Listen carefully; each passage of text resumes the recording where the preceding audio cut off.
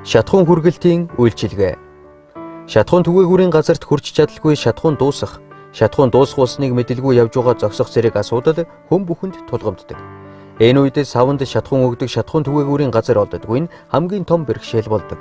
Тэгвэл одоо үүнд цэг тавих боломжтой боллоо. За би Монро даатгалаар автомашинаа даатгуулсан.